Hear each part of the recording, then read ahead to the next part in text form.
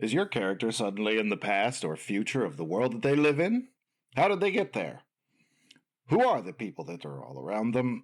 What are the consequences of this travel? What about the damn butterflies? Attack on Table.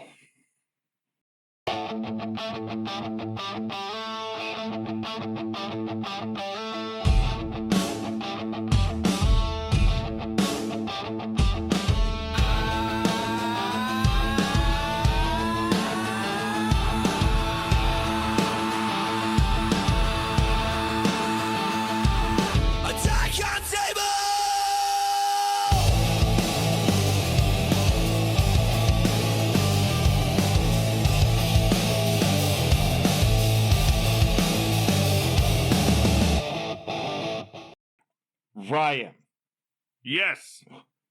what is time travel? Why should you and how? What is time travel?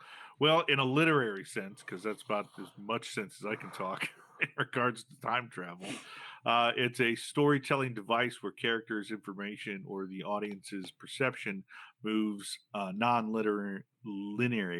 Wow. I should have known better Let's than to let's expect you to say yeah. that word. Let's make just a clip of Ryan messing up words. Non-linearly, linearly. We'll fix Wow. it in post. In Move a on. straight line, but not. When they move through time, past, future, or alternative timelines. That's that's about the best definition Google could give me. That was painful, but thank you. All of that.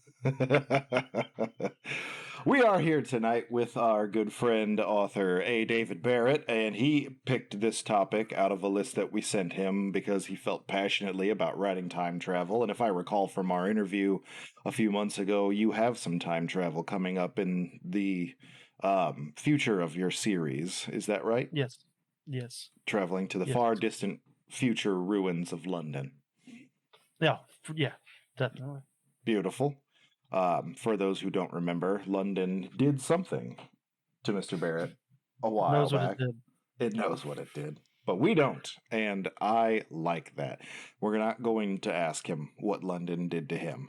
We're going to talk time travel. I love me some time travel. David, why don't you go ahead and just give us a little spiel about how you feel about it? For the most part, I think time travel is definitely an interesting, device to use when you're writing, or even part of the plot. I think that time travel, for the most part, can be done well and isn't usually done that bad. I think, in my opinion, the thing I dislike most about time travel is the thought that anything you do or any little thing you do can mess everything up. Because, I mean, come on, let's be honest.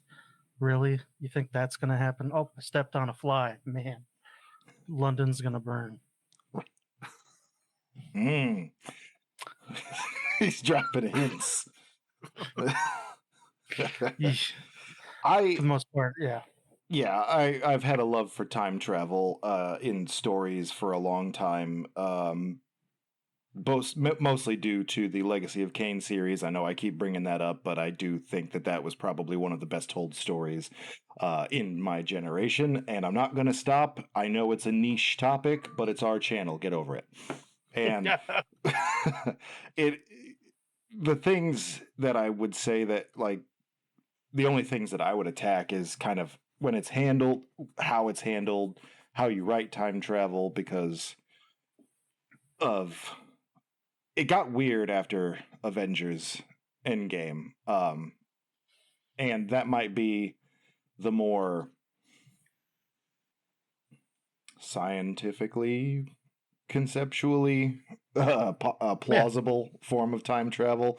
But I'm a really big fan of, going into the past and changing the future directly without, just from a storytelling perspective, having those long stretching consequences and everything.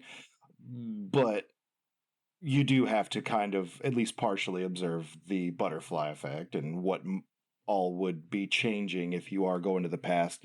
You're going to the future in yours, and how do you handle that?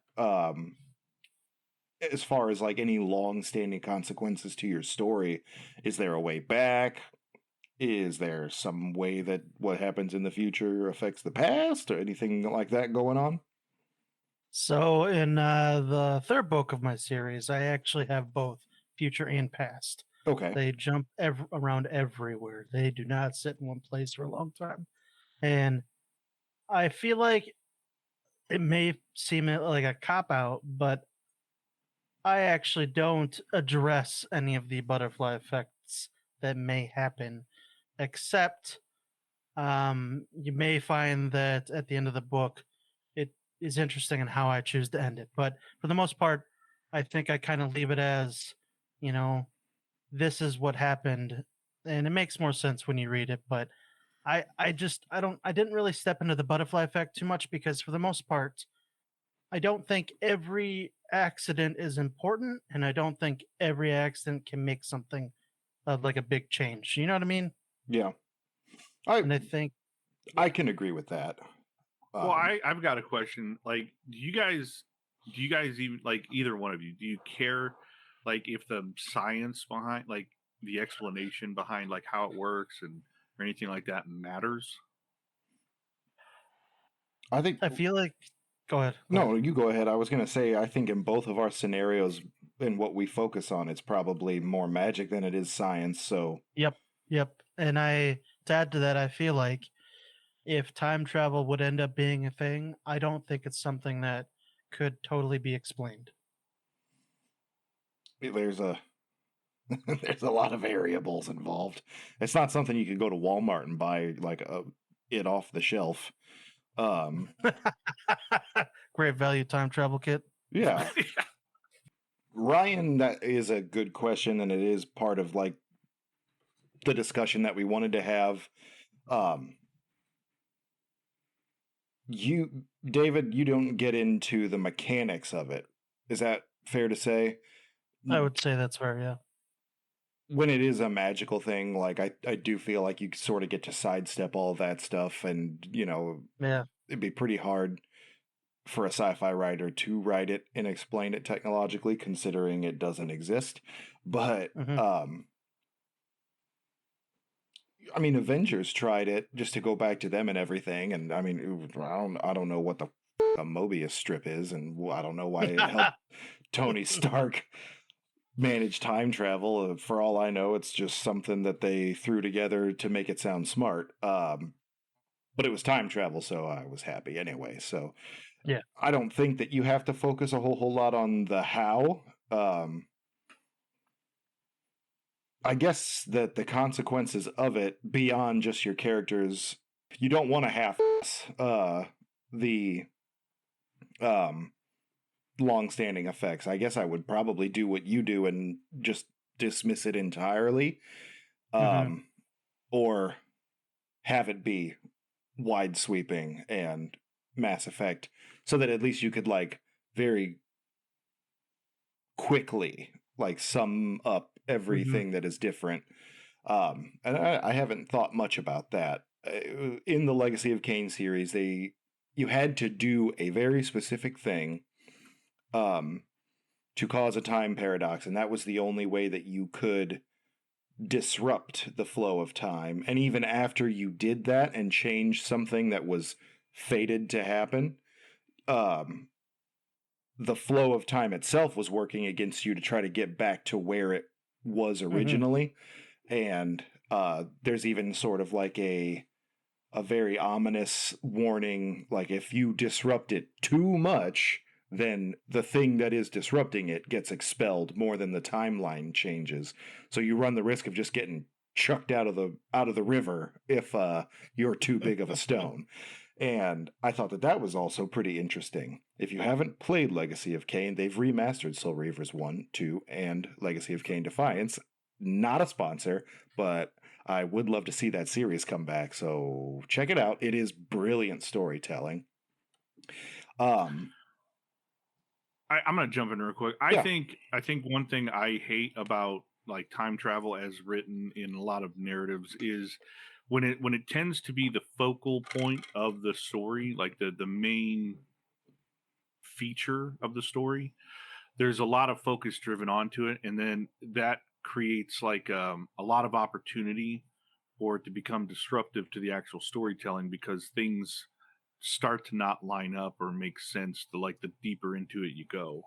Yeah. And so I feel like you have like the whole tenant situation, like for a lot of that, like you feel like it's making sense and then it starts to not make sense. And then I feel like toward the end there, kind of like we all just kind of sighed and we're like, okay, we'll just say it makes sense and be happy with it.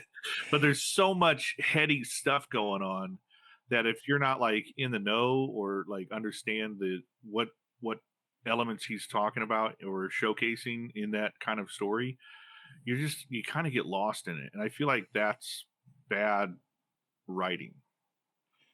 Because I think as a writer, your goal is to kind of keep your audience in there for the journey you're taking them on. And if you're losing them, then I feel like, for lack of a better term, I feel like your writing's become a little bit masturbatory for yourself, where you're just like, yeah, I'm super smart. I'm diving deep into this subject, but no one's going to be able to follow along. And at some point, I just feel like, well, maybe you should rethink that. That's about the only thing I hated about time travel. Beyond that, I enjoy its inclusion in just about everything. I mean, wouldn't you think that you talk about it almost more, if you don't like it? I mean, no publicity is bad publicity for time travel. Yeah, I yeah, but it's not the kind of attention that you want. And I oh, will for sure, yeah. side with Ryan that like the it when you upgrade time travel from a tool to a character or a feature of the book, Yep. basically, that you're not doing your readers any good. I don't know about masturbatory, but it does It can reach become. that level. It can. I think like I agree with you that it's bad writing because like people are only kind of agreeing with you because you exhausted them into submission. Effectively, yeah. And that's not fair, and it kind of goes into like the common advice or whatever, because this is technically a literary writing channel. I didn't come on here to just fanboy all over time travel and everything. Like if you're going to write it for your story, be it science or magic, um not a whole lot of common advice that I actually dislike at this point. Like the first and foremost one was you pick your model and however it is that the mechanics of it work and what the rules of it are, and you stick to them. You don't break them if it's convenient for your story. There's nothing wrong with that advice. Yeah. Don't introduce elements like new elements late. Yeah. Like you Yeah. throw it out there, explain it, and then run with it, and then just keep it to that. Keep it simple. Well, speaking of introductions, the second one, I'll never applaud anybody in bringing time travel into their story just to get out of the problem that their characters have found themselves in. It should be there early. Yeah, I think that also kind of mirrors Yeah. the next piece of advice, which is don't make it a plot device. Time turners, looking at you, time turners. Right. Yeah, I think I think that's good advice. Don't make time travel just a simple plot device. I think it's good for a splash. If you do make it a plot device, you need to kind of wrap your head around the destructive nature of its existence. Yeah. The biggest problem with the time turner is the fact that it's this world level item given to a teenager to do her classes. And it's just like you can affect time and the outcomes of reality, and you gave it to someone so they can go to multiple classes at once. It's crazy. Right. I mean, Why didn't she just take every course at right. once? Exactly. And then I mean, I would argue in the world of Harry Potter, it would be simpler to duplicate yourself than it would to be traveling backward in time so that you can go take a different class than you already took the first time, Yeah. which also doesn't make sense because she had perfect attendance. So it's like if she goes back, if she goes to one class, goes back in time, and goes to another class. Oh, never mind. They explain that it's basically her existing simultaneously. Yeah, but you Yeah. see what I'm saying? Like it's getting confusing, Yeah. Now and it's Ryan all about has to classes. take a It's nap. stupid. Yeah. Yeah. I feel like what you're saying is pretty accurate, especially when you use time travel just to explain away details or things. That is kind of, a cop out. But I believe if you do it well and you don't necessarily touch on every single point that you would think would make it make sense or fit well, as long as it's well written, you can basically do anything. I mean, if somebody Yeah. likes it and somebody is enthusiastic about the story, the characters, everything, Yeah. as long as all of that is, I feel like you can get away with some stuff. Yeah. And to J.K. Rowling's credit, there's a bone to throw her way. Like, she did work it. I feel like it was worked in retroactively, but that's neither here nor there. The hints of it Well, when were you have a there time throughout turner, the you can whole do things book. retroactively. Exactly. Yeah, but still, it was there throughout the story. You just didn't realize it until the end. I just feel like that was added in afterwards, but that is just my opinion. I am not a Harry Potter scholar. I just I know what it looks like, so it is my example. And um, what other common advices are there?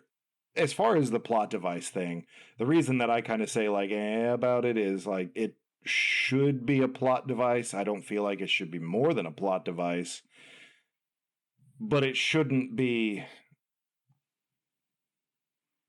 The centric. main focal point. Yeah, and it like I don't even want to say that the story could exist without it because that doesn't make any sense. But um it Well, shouldn't I be a mean, MacGuffin. I can see ways where the story you've chosen to tell wouldn't exist without it. I mean, like if we were to just stick to your Marvel example, they could. There's 100 ways they could have told that story without time travel. They just opted for time travel, and therefore the story they were telling without time travel wouldn't make any sense. But there's a bunch of they could have gone a bunch of different ways. But I'm more curious about like your guys' personal, like how you guys personally write time travel, or the advice you would give when you were writing it. You're like, this is a problem, and I think other people should like pay attention to this when they're writing time travel. Well, I would invite David to talk about writing future because that's something that I really haven't thought much about Mhm. on a personal storytelling level. So, what would be pointers that you would give somebody who was going to write traveling forward in time? So it may even kind of act the same way. So in my novels, they're speculative fiction, so that adds to the fact to make writing about the future a little bit easier in a sense because already it's different. Already you can take that speculative part that you used to change real events to make the future already different. And then, I mean, basically, I just kind of, when I thought about writing into the future, stuff about the future, I kind of I feel like what most people will do is they take a lot of their favorite stories and favorite, you know, things they've taken in and added to, taken away in their own head to make it their own because that's basically what all writing is. You're taking what you know and making it yours. And I feel like that's what will happen with writing, you know, time travel for the past, time travel for the future, as long as it's, you know, going with your story and it calls back to what you've written or what is, in the universe or the world of your story. I mean, I feel like it makes sense in the long run. Does that make sense? Yeah, I mean, it kind of flows with the whole follow the rules that you set for yourself. Hmm. Hmm. It is one of those cool tools to use narratively where the author has to follow the same rules basically as the characters that they're writing. And I would set that as gospel for Hmm. whatever direction in time that you're traveling. The rules are a big thing for me, and then it kind of requires you to retroactively think about the world that you're living in. If that kind of stuff is possible, then what has it been misused before? What big effects had taken place? Are people aware of Hmm. them? I Hmm. like to think of the nuts and bolts of a scenario. One thing I've always kind of piddled around with was like the law of conservation of mass and energy. If you're going back in time, you are introducing a whole a boogle of molecules that were not there, that there is no technical room for in the universe. So what happens when those get introduced into the timeline you travel to? And that's an interesting, like, if that becomes a consequence, like how do you do that? How do you preface that? So I think that those would be like, you get the opportunity when you're writing time travel for that to be a fun Hmm. thing to play with, but you definitely need to scratch your noggin over it a little while and make sure that what you're doing at least makes some sense narratively. Hmm. Um, Yeah, I so I'm like we've talked a lot about like it you being used as a plot device. I do think like I agree with you guys. If you're gonna use it as a plot device, let it be what it is. Just like kind of like magic, like just it's there. You don't have to explain it too much. I personally, in my own writing, and I've only attempted to write time travel once, I kept it as more of like I don't want to call it a feature, but like an aspect of the world. It wasn't used to necessarily tell any function of the story as much as it was to explain a simple aspect of a character that you learn like over a course of time is just really strong and powerful. And it kind of the aspect of time travel that is used in there is used to explain like how he got that way. But the most I do at relaying the information of time travel is effectively like I walk you through like a small course, and then once we've time traveled, we kind of walk that same course, but things are different. And he's just it's almost to the point to where it's like it feels like a different day, even though it's the same exact day, Hmm. because there's just like minor changes. Like in the beginning, he's like in this open field and some bandits come out of this wood. The second time he goes through, instead of bandits, it's like a group of people that come out because something else happened that drew their attention. And it's just like, oh, there's a town nearby now that wasn't there last time, you know? Yeah. okay. And like, they go to a different town and it's like been ransacked and it wasn't like that the first time they went through. And it's just small things like that. Like, it's not a serious point of the story or anything. Yeah, well, it's not like a universal, tool where do the wrong thing and everything blows up and everybody dies.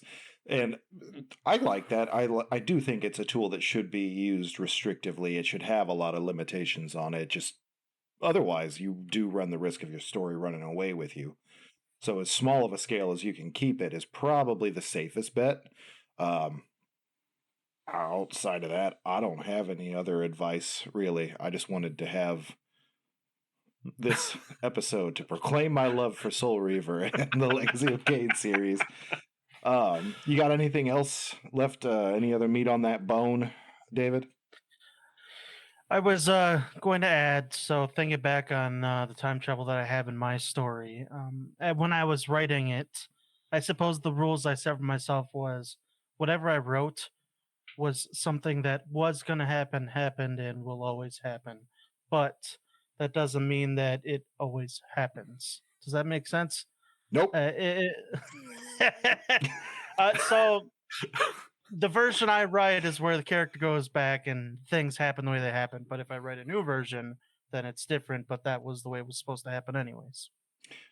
Okay. So, like, a It's historical progressive. event happens, and it always happened because of the It events that hap- happen yeah, in the present of your story. You can't go back and change time because you didn't. Mm-hmm. Mm-hmm. Gotcha. And like it's always like a progressively changing loop. If you change something, it changes still.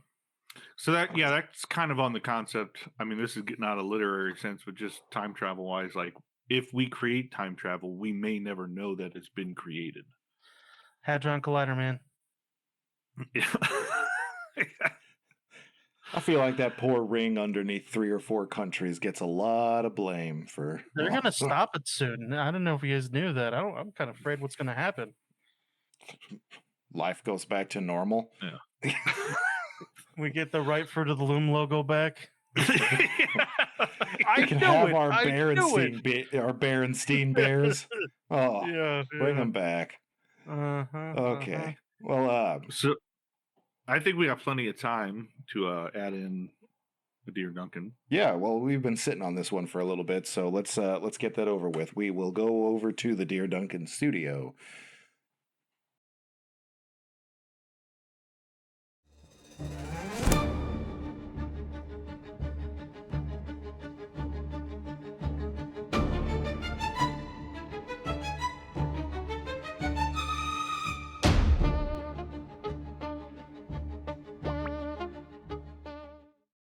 We're back. And through the power of the internet. And our friends at AJ. Yeah, wow. All right. Well, you got me there. As you guys can see, we Printing. have this NJC Printing gave us this overlay that Ryan has talked about. Why are we talking? I'm just trying to ruin your life because you ruined be involved mine. and talk at the same time too. Yes, you can. Yeah, 100%. Everybody as long get as in you talk here. about NJC Printing and the overlay they gave us. Yeah, that place. Yes, beautiful. Very nice. If you guys like it, reach out to them. They can do a bunch of stuff for like posters and signage. If you guys are doing book signings and stuff like that, lots of colors, pamphlets, all that stuff, book covers. Ink. Yeah, ink. Ink and murdered trees. But we have this segment called Dear Duncan. Of course, someone sent us a question, and I love that they're getting into the spirit of it. This is sent to us by Sam. I am Sam. Dear Duncan, I want to pursue publication, but every path seems confusing or risky. Traditional publishing feels slow or opaque, while self-publishing comes with marketing expenses and warnings about scams. Everyone online sounds confident, and I feel behind before I start. How does a new writer realistically choose a path without getting taken advantage of or paralyzed by options? Sam, I am Sam. You don't. Live in fear. Everything is hard always. It doesn't get better. This has been Dear Duncan. Yes. This is your Dear Duncan. Look at David trying to actually help. Yes, patience is a virtue for a reason. You want to expound on that a little bit? Yeah. Honestly, it ends up going into, why are you writing? I think. Are you writing like I did? I wrote to tell a story I wanted my mom to read, wrote a story I wanted my dad to read. And I wrote it so they could read it and I could have a physical copy. And if that's what you want to do, then self-publishing, I feel like, is a great option. If you're in it for the money, then make sure you write the right current story and themes. Make sure you get ahead of that. Yeah. If you were going to go for the traditional publishing route, like you're still going to have to market. There isn't a way to publish where you don't have to market anymore. So come on the show.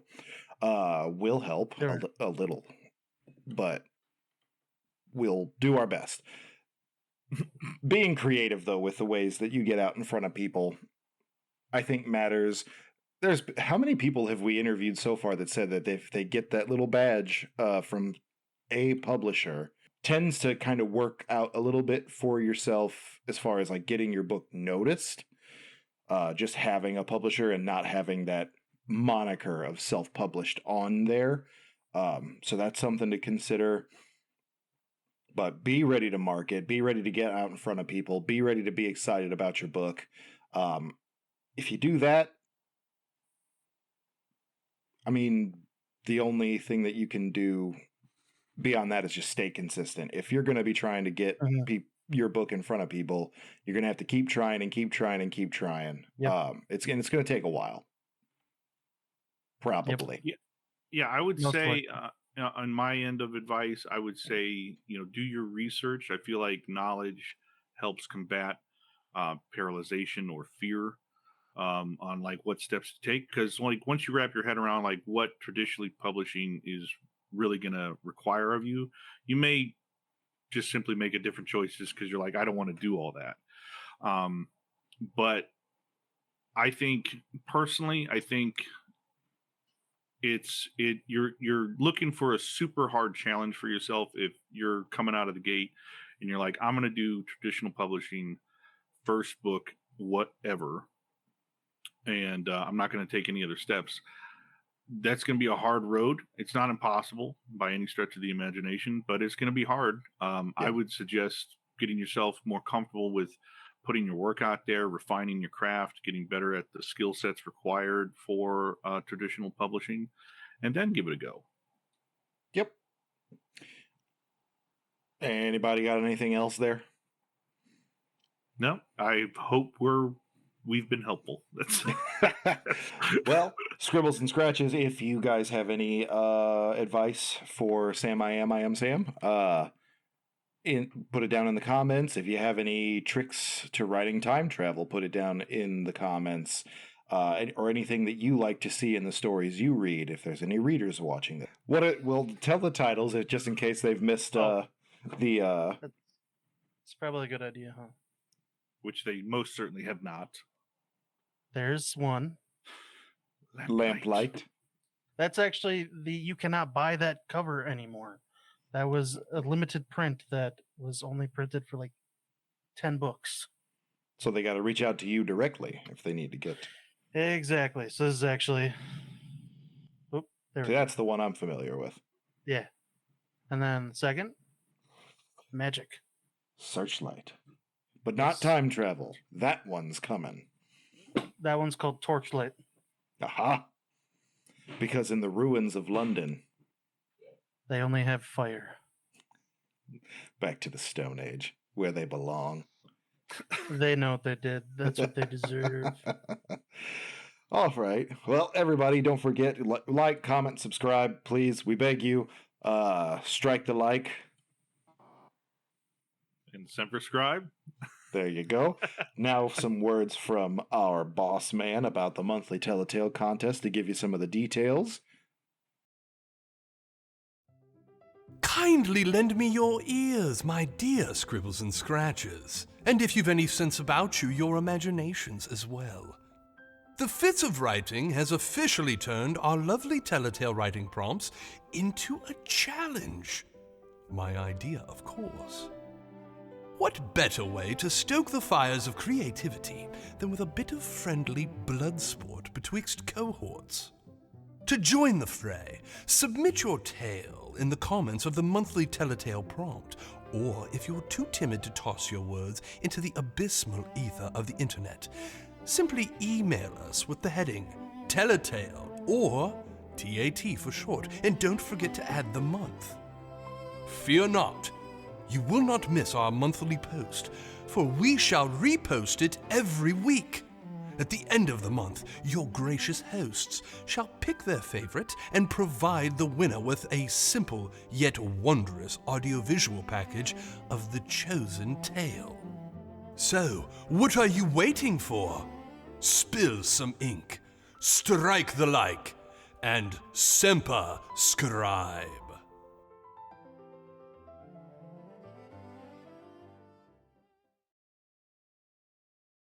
All right, so yeah, we hope to hear from everybody. We are also on Reddit now in the Inkwell Society, which has an offset forum for Telltale specifically, and we will look at any submissions given by our monthly writing prompts. If we like yours the most, you get a video with scrolling text made from a sample of your writing. So we hope that people jump in and join in on that. And read by J.D. Trefny. Don't forget that part. And read by J.D. Trefny, Joseph Trefny, on business days. Ooh. Ryan, how do we end these? Inevitably. I'm the captain now. Sean, how do we end these? Paradoxically. Hey, Aaron, quick question. Do you know how we end these? Oh, timely. Sorry.